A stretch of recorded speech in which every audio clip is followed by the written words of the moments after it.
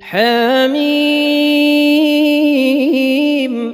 تنزيل الكتاب من الله العزيز العليم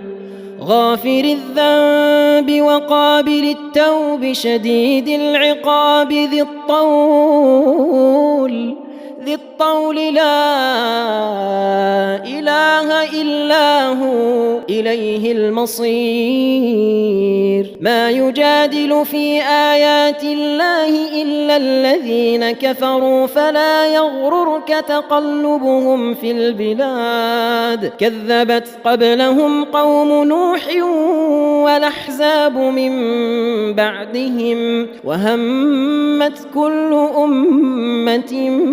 برسولهم ليأخذوه وجادلوا بالباطل ليدحضوا به الحق فأخذتهم